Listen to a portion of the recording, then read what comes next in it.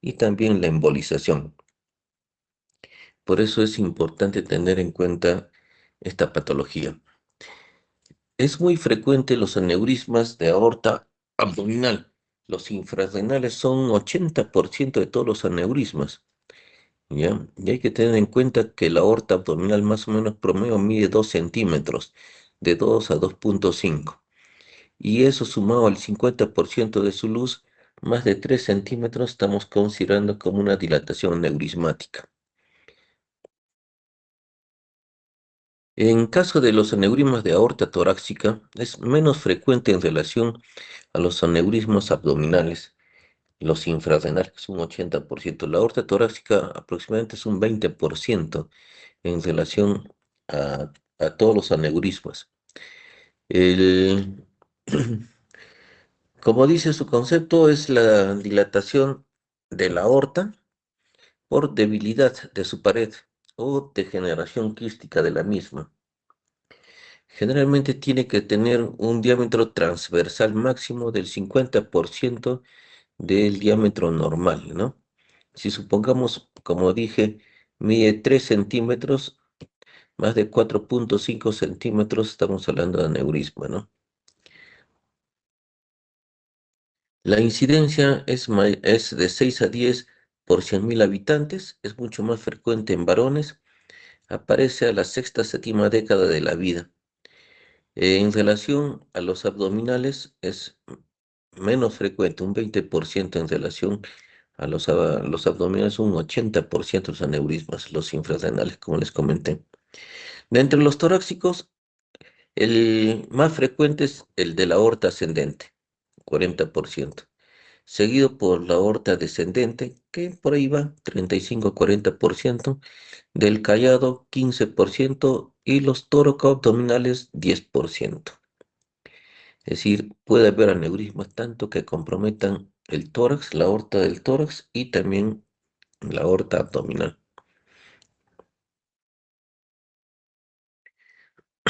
La causa más frecuente de un aneurisma es la aterosclerosis, el 80%. Sin embargo, también hay otras causas, como las anastomóticas. Supongamos cuando hacemos un separo de la aorta y los puntos no son los adecuados o la pared es mala, esta nuevamente empieza a dilatarse, ¿no? Las infecciosas, muy frecuente la sífilis terciaria, pero esto ha ido disminuyendo con la aparición de la penicilina. Será muy frecuente en la aorta ascendente. Hay inflamatorias no infecciosas como la enfermedad de Takayasu, traumáticas, hay también disecciones crónicas, las conectivopatías, las colagenopatías como la enfermedad de Marfan y la de Ehlers-Danlos, y también congénitas como la coartación de aorta, especialmente la parte postcoartación. Se presenta una gran dilatación de la aorta. En su mayoría, los aneurismas de aorta torácico son fusiformes, es decir, la dilatación es simétrica, a diferencia de en un 80%, a diferencia de los saculares, en donde solamente compromete una parte de la pared, de la pared de la aorta. Estos son un 20%. Mm, Gran parte de los aneurismas fusiformes se encuentran en la aorta descendente, mientras que los saculares están más en la aorta ascendente y en el arco aórtico. Esta es pregunta de examen, ¿ya? Los síntomas generalmente son asintomáticos los pacientes, la gran mayoría, un 80% son asintomáticos, pero cuando tienen síntomas es que se ha complicado el aneurisma. Entonces, generalmente hay dolor torácico, puede haber hipotensión arterial, sudoración, palidez, mareo, síncope y hemoptisis. Hemoptisis porque generalmente el, la aorta se conecta mucho al bronquio izquierdo y la gran dilatación puede dar lugar a que se produzca una solución de continuidad entre la aorta y el bronquio, ¿no? Puede haber compresión de esófago, tráquea, bronquio, presentando disfagia, tos, disnea y disfonía. La ruptura del aneurisma puede darse al pericardio, condicionando a un taponamiento cardíaco y la muerte del paciente. Puede también haber una ruptura hacia la cava superior, al bronquio, produciendo hemoptisis, al esófago, al mediastino y a la cavidad pleural, ¿no?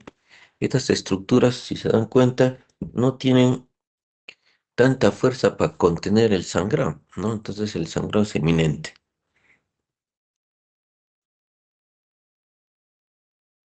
Entonces los aneurismas de aorta torácica pueden ser degenerativos, especialmente porque la causa es la presencia de placas ateromatosas. Es mayores en 60 años, el sexo masculino es importante.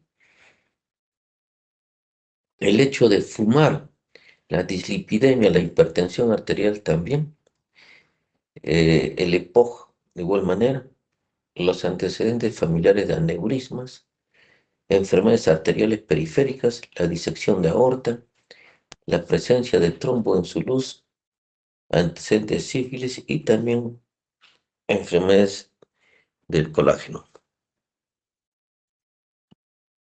Este es para que miren los diferentes sitios en donde puede ocurrir la dilatación neurismática en la aorta ascendente, en el callado, la aorta descendente, ¿no? También hay aneurismas tóraco-abdominales.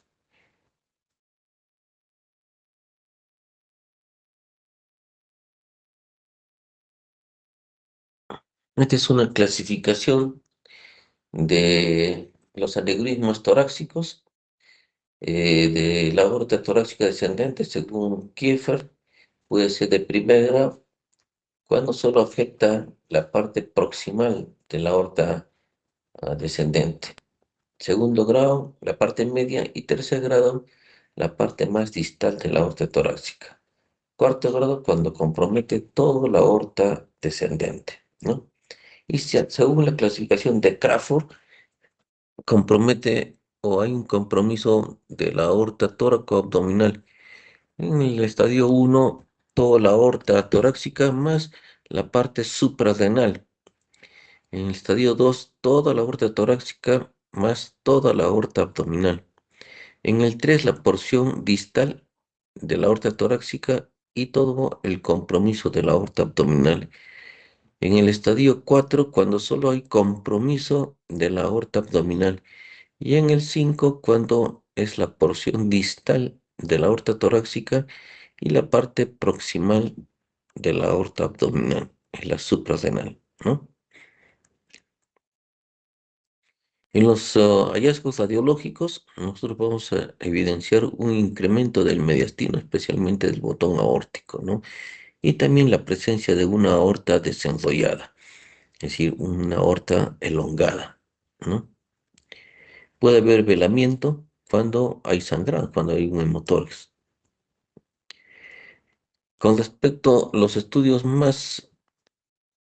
ah, ah, más específicos, tenemos el angiotem. Esto nos permite evaluar la pared de la aorta, la presencia del calcio y la gran dilatación de la misma. Y de esta manera podemos medir el diámetro de, de la pared, ¿no? Del vaso. La arteriografía también es importante, pero solamente evalúa la luz del vaso. Si hay la presencia de trombo, no vamos a poder evaluar la gran magnitud de la dilatación de la pared. La angioresonancia, muy parecido al angiotem, puede evaluar toda la pared del vaso. La ecocardiografía transtorácica no es muy, ayuda un poco, solo podemos ver la aorta ascendente y parte de la aorta descendente. No evalúa en forma adecuada, pero sí, mucho mejor es el eco transesofágico, ¿no? Donde podemos evidenciar la gran dilatación de la aorta. Y otro estudio es el IBUS también, que es muy importante para ver intraluminalmente cómo está el vaso, ¿no? Este es un aneurisma del callado aórtico, este es un aneurisma sacular, ¿eh? Acá vemos la aorta ascendente, una gran dilatación de la misma. La gran dilatación del botón aórtico, ¿no?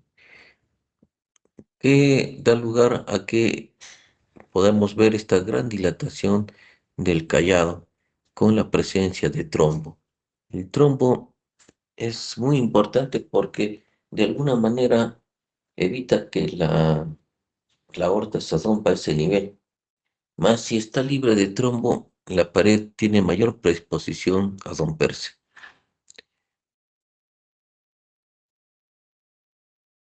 El tratamiento es médico y también hay tratamiento quirúrgico. Este puede ser abierto o endovascular. Y también hay las cirugías híbridas, tanto abierto como endovascular. El tratamiento médico consiste en corregir los factores de riesgo, el hecho de no fumar, el sobrepeso, corregir el colesterol, tener una vida más saludable, ¿no? El control de la presión arterial y hacer los chequeos, los seguimientos, evaluando periódicamente el crecimiento de la aorta, ¿no? Cada 6 meses, cada año se puede estar haciendo una angiotem para ver cómo va creciendo, ¿no? El tratamiento quirúrgico está dado para la gran dilatación de la aorta. Más de 5 centímetros tiene ya indicación quirúrgica, ¿no? Se ha visto que a los 5 años hay una gran posibilidad de que pueda romperse un aneurisma de aorta torácica. 5 veces se incrementa la posibilidad de ruptura, ¿no? Y la tasa de crecimiento también es importante, ¿no? De 1 a 4 milímetros al año. Por encima de este valor hay grandes posibilidades de ruptura del aneurisma. El 50% de los pacientes que llegan a emergencia presentan ruptura del mismo, ¿no? El resto fallece en el camino, fallece en la casa, ¿no? La cirugía de urgencia está indicada en los casos sintomáticos, es decir, cuando ya hay síntomas, cuando hay caída de presión, el paciente se encuentra pálido, este paciente sí o sí debe entrar a las operaciones, ¿no? Y solo en los casos electivos cuando el diámetro es mayor de 50 milímetros. Hay diferentes técnicas, ¿no? Entonces, para la aorta ascendente, si se dan cuenta, se reemplaza la aorta ascendente con un tubo valvado cuando hay compromiso de la válvula aórtica también, y se hace el reimplante de las coronarias, ¿no? Esta es la cirugía Vental, muy conocida, ¿no? También hay otro tipo de cirugías en donde solo se reemplaza la aorta ascendente, no se hace el reemplazo del- de la válvula aórtica con el reimplante de las coronarias, ¿no? Cuando hacemos un reemplazo de la aorta ascendente y también del callado aórtico, ¿no? Con un nuevo implante de los grandes vasos, ¿no? Y posteriormente la sutura del injerto a la aorta descendente, ¿no? Pero también hay endoprótesis que pueden partir de acá, de la aorta descendente. Con sutura mecánica cierra esta anastomosis y se extiende hasta la aorta ascendente, ¿no? Dejando unos segmentos que van a dar paso de sangre también a los grandes vasos. Este es otro tipo de reemplazo de la aorta descendente, ¿no? Se pone un tubo de Dacron, ¿no? Y se va reemplazando la aorta descendente. Esto es muy importante tener en cuenta porque cuando la dilatación es a nivel de D12, se puede producir isquemia en la arteria de Adam-Wick. La arteria de Adam-Wick es una arteria que nace de la intercostal 12 y esta puede condicionar a isquemia en la médula, en la médula espinal, que puede dar lugar a paraplegia. Entonces hay que tener mucho cuidado. También existen las cirugías endovasculares. A través de catéteres se introduce una endoprótesis y de esa manera se la suelta, se la desenrolla por encima de medio centímetro a 1 centímetro del, de la dilatación neurismática, ¿no? Cuando es muy corto el cuello, se puede sacrificar la subclavia y posteriormente hacer un bypass carótido subclavio izquierdo, y de esa manera se restablece el flujo en el miembro superior izquierdo, ¿no? Cuando tenemos endoprótesis que van a ocluir al tróqueo brachiocefálico derecho, también se puede hacer un bypass de la subclavia a la otra subclavia, ¿no? Subclavio, subclavio.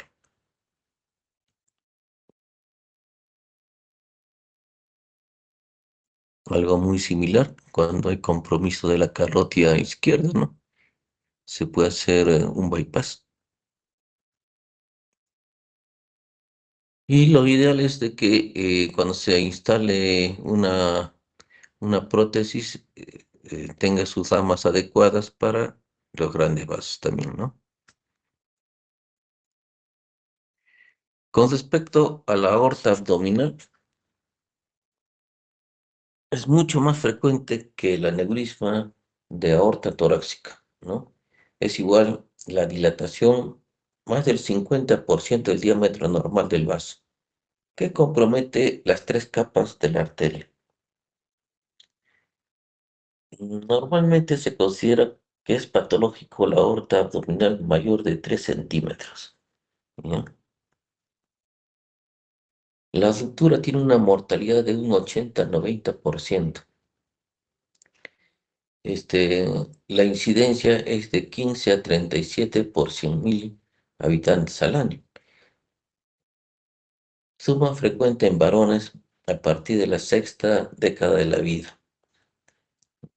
Los aneurismas de aorta abdominal infrarrenal son el 80%. Esto también es pregunta de examen.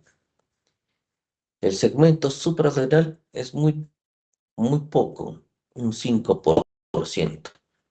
La aorta torácica, 12%, de 12 a 20%. La ilíaca, un 25%, y arterias periféricas, un 3,5%. De esta puede estar la poplita también incluida. La velocidad de crecimiento es de 2 a 3 milímetros al año, aproximadamente. La mortalidad de estos pacientes cuando llegan a emergencia es del 50%, muy parecido también al aneurisma de aorta torácica. Acá el daño está producido sobre la pared, ¿no? Hay diferentes mecanismos, diferentes teorías. La idea es de que la pared se adelgaza y por el incremento de la presión intravascular, esta se va dilatando a pocos, ¿no? Entonces es muy importante la presencia de las placas ateromatosa y el hecho de que el paciente sea hipertenso. Los factores de riesgo muy parecidos a los de la aorta torácica: la edad, el sexo masculino, la hipertensión arterial, el hábito de fumar, la dislipidemia, el EPOG, la enfermedad arterial periférica y los antecedentes familiares, ¿no? Y aquí podemos ver la clasificación. Generalmente es infrarrenal y suprarrenal. Ya vimos que el infrarrenal es el 80%, ¿no? Y el suprarrenal solamente el 5%.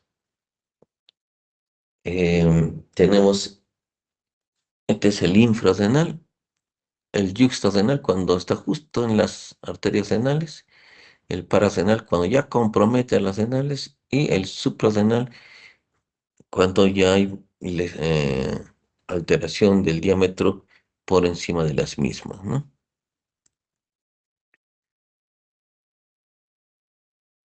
Hay aneurismas saculares, que generalmente son asimétricos, y también los fusiformes, que son los simétricos, los esféricos, y estos son los más comunes. Generalmente el fusiforme, como les comenté, es un diámetro, compromete todo el diámetro de la pared, a diferencia de los saculares, que solo compromete una porción de la pared, ¿no?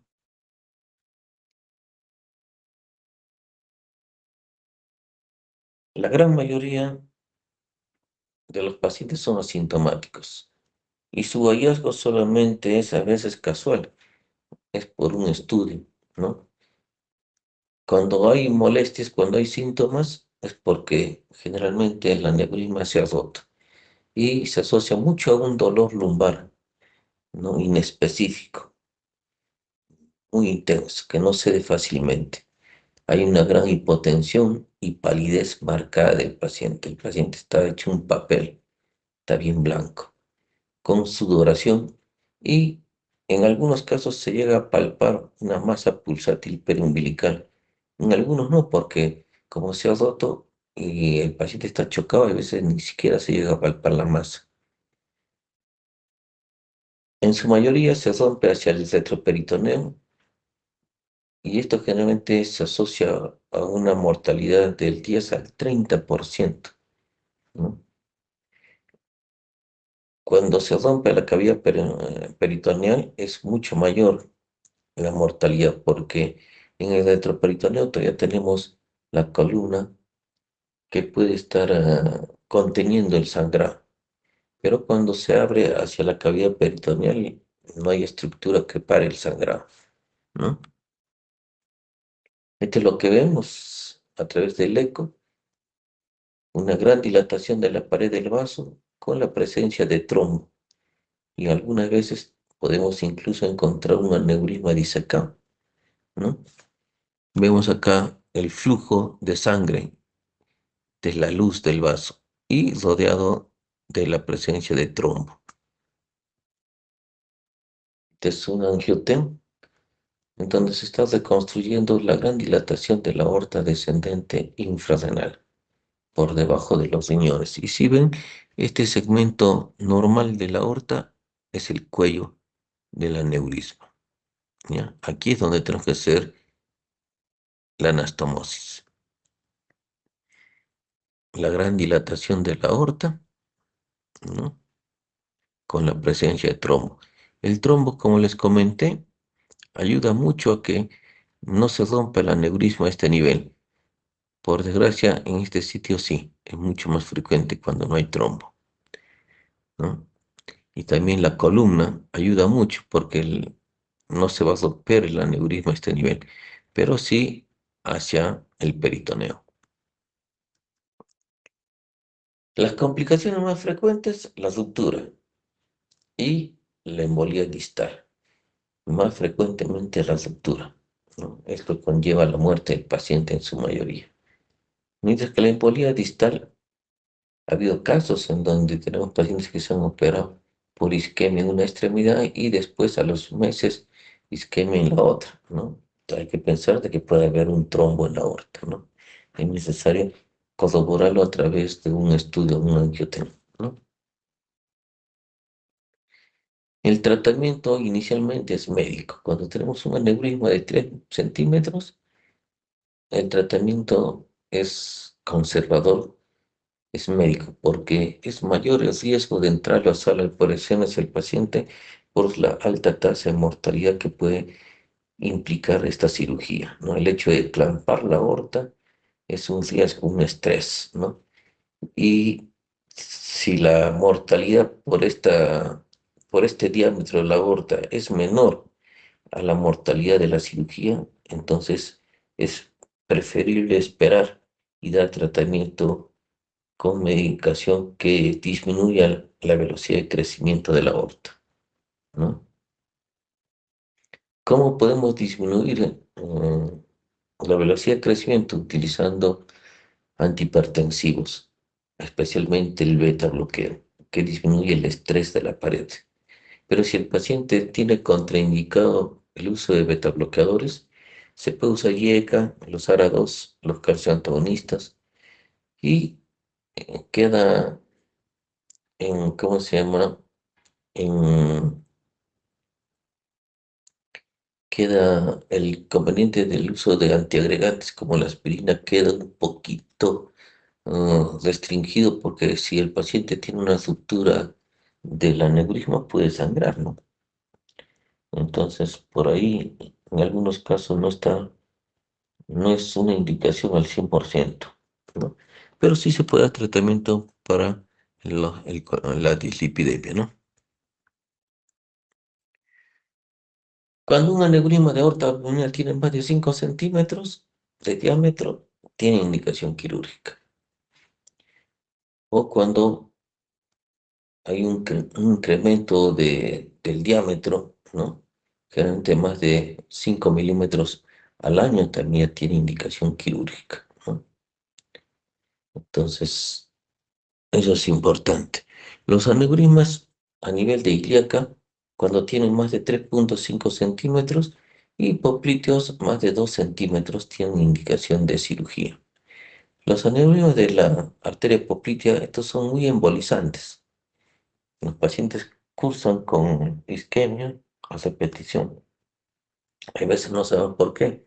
Pensamos que está embolizando del corazón o de otra parte.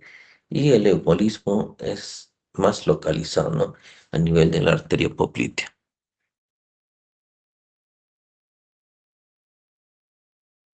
Cuando hay una ruptura, el paciente tiene una indicación quirúrgica de emergencia, ¿no? Si hay síntomas de ruptura, ese paciente sí o sí tiene que entrar a sala de operaciones. Y en el caso de indicaciones quirúrgicas electivas, cuando hay un aneurisma mayor de 5 centímetros, o cuando la velocidad de crecimiento generalmente es de 0,5 centímetros al año, ¿no? En algunos casos, hasta 1 centímetro por año, ¿no? Y en el caso de aneurismas saculares, de igual manera, ¿no? Tiene indicación quirúrgica electiva. Hay la cirugía abierta y también la cirugía endovascular. La cirugía abierta se hace una incisión mediana sifopúbica, es decir, desde el sifoides hasta el pubis. Incluso se hace exéresis del sifoides para tener más espacio. Se separan las asas intestinales, se apertura el peritoneo para llegar al retroperitoneo y se hace la disección del cuello, es decir, donde la aorta torácica o la aorta abdominal conserva todavía su diámetro y la pared es buena para hacer la anastomosis, ¿no? De igual manera se hace la disección de las ilíacas y posteriormente el clampaje de la aorta y la ilíaca. Cuando ya se hizo el clampaje de la aorta, se hace la apertura del saco aneurismático, es decir, de la pelota, de la aorta dilatada. Y se saca todos los coágulos y todo el sarro que hay. Y se trata de ubicar las arterias lumbares, ligando cada arteria lumbar que está sangrando. Posteriormente se hace la anastomosis del dacrón a la aorta proximal y el dacrón a las ilíacas o a las femorales. Más o menos la idea es así. Si acá tenemos la dilatación aneurismática, se clampa la aorta proximal, se apertura el saco y se hace la anastomosis proximal y distal. La distal también puede ser a la aorta distal, pero también puede hacerse a las ilíacas o a las femorales distalmente. Esta es una cirugía que realizamos con el doctor Montánchez. Miren, si se dan cuenta, la gran dilatación de la aorta es una monstruosidad, ¿no? Debe tener más o menos 15 a 20 centímetros, es grande, ¿no? Aquí ya lo tenemos más controlado. Si se dan cuenta, esta cinta umbilical está en el cuello de la aorta, la parte proximal, y estas sedas en las ilíacas, ¿no? Y acá estamos haciendo ya la anastomosis proximal. Ya hemos abierto el saco. Este es el saco, ¿lo ven? Este es el saco del aneurisma, esta parte amarillenta. Y se está haciendo la anastomosis del dacrón con el cuello del aneurisma, ¿no? Y posteriormente se hace la anastomosis a las ilíacas de las otras patitas que tiene la prótesis, ¿no? Esto es un injerto de dacrón, ¿no? A cada ilíaca se coloca, ¿no?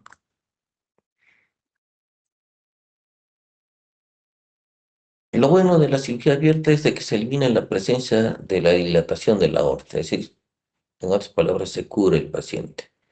Pero el riesgo de recurrencia disminuye mucho.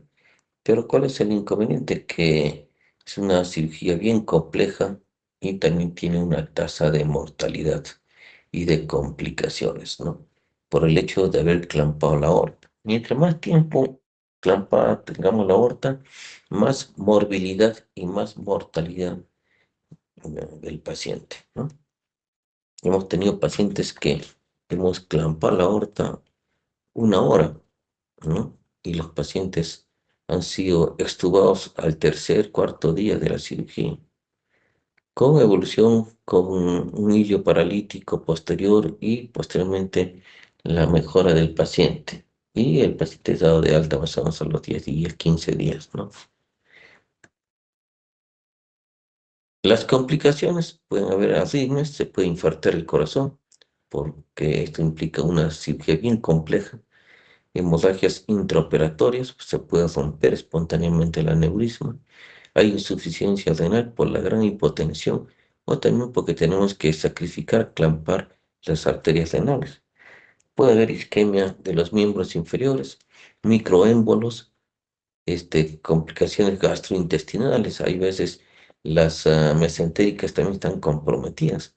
Puede haber paraplegia y disfunción sexual. A diferencia de la cirugía endovascular, esta toma menos tiempo de cirugía, menos tiempo de clampaje. No hay clampaje incluso. La aorta no se clampa, ¿no? Disminución de la pérdida de sangre, todo está contenido. Sangra cuanto mucho donde disecamos las femorales. El tiempo de hospitalización es muy corto. Hemos hecho este tipo de cirugías en el hospital y la cirugía puede durar 2 horas. De 1 hora a 2 horas, es muy variable. El acceso es a nivel de las arterias femorales. Se introducen unas guías que van a llevar el injerto. Se suelta proximalmente, teniendo en cuenta que se respete a las arterias renales, ¿no? Porque la oclusión puede producir insuficiencia renal. Y posteriormente se sueltan las patitas acadiliacas, ¿no? Hemos tenido pacientes que el mismo día o a las 24 horas han sido extubados con buena evolución. A los 2, 3 días está subiendo a piso. Al séptimo día está saliendo a la casa, ¿no? A diferencia de las cirugías abiertas que incluso pueden estar un mes en la UCI, ¿no? Según la complicación. Ese paciente que tuvimos clampado 1 hora es un tiempo adecuado, 1 hora, es un tiempo estándar. Y a pesar de que ha sido rápida la cirugía, ha estado 2, 3 días intubado.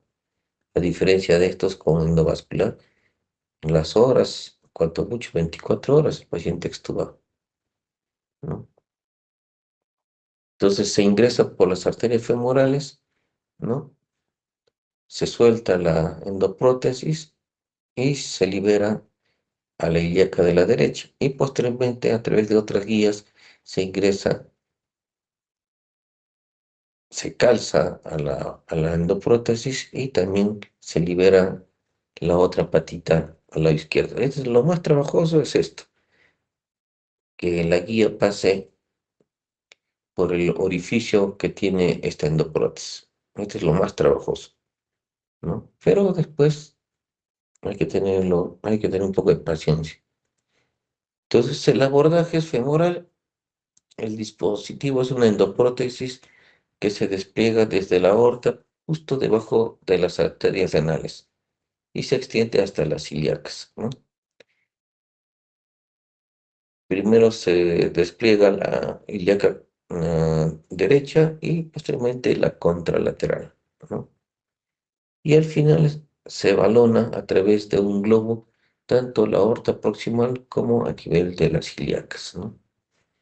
Para que la endoprótesis calce en el diámetro del vaso, ¿no? Esta es una endoprótesis, ¿no? Y este es su introductor, un tremendo introductor, ¿no? Más o menos tiene 12 French, 14 French. Y todo esto ingresa en la arteria femoral, ¿no? Este es un material de tela que tiene una cubierta metálica que es el nitinol. Este nitinol tiene la característica de que con calor se dilata y con frío se contrae, ¿no? Hay veces no necesita balonarlo, ¿no? Solo por esta disposición que tiene este metal es de que se adhiere a la pared, ¿no?, del vaso.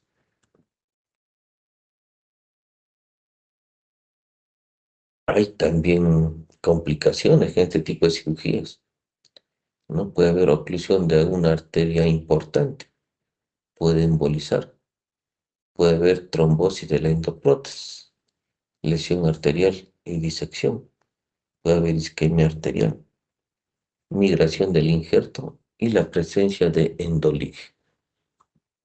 El endolig es muy importante porque no todo es al 100%, ¿no? Hay veces puede haber algunas complicaciones. La idea es de que la endoprótesis evite la presencia de sangre en el saco neurismático, pero pueden presentarse algunos ingresos de sangre a este saco. Estos son los endoliques. ¿Y por qué? Porque acá puede haber un espacio entre la pared y la endoprótesis que da lugar a que éste mantenga su flujo a nivel del saco. Este es el endolig 1. Endolig 2 es cuando acá está bien sellado, pero tiene una rama lumbar que alimenta al saco aneurismático y da lugar a que haya todavía presencia de sangre a este nivel. Endolig 3 es cuando en el proceso de colocación se ha fracturado la endoprótesis y hay una solución de continuidad y da lugar a que haya flujo de sangre en el saco aneurismático. Endolig 3. Endolig 4 cuando el material es malo, es poroso y fluye la sangre hacia el saco aneurismático, dando lugar a que haya todavía algo de sangre en este saco, ¿no? Y el Endolig 5 es cuando desconocemos la causa, pero hay un contenido sanguíneo dentro de este saco, ¿no? Esos son los inconvenientes que tienen. Nada es exacto, no es al 100%. Tienen algunas complicaciones, por desgracia, pero hay que tratar de corregir y minimizar estas, ¿no? Pero lo más importante es que esto da lugar a que el paciente pueda sobrevivir más tiempo. Hemos tenido pacientes con 80 años que han tolerado esta cirugía y que han sido dados de altas. Pacientes con EPOG que tienen mucha dificultad respiratoria y de igual manera han sobrevivido a esta cirugía.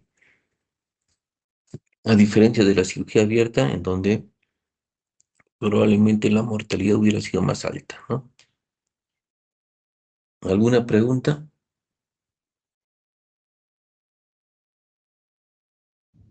No, doctor.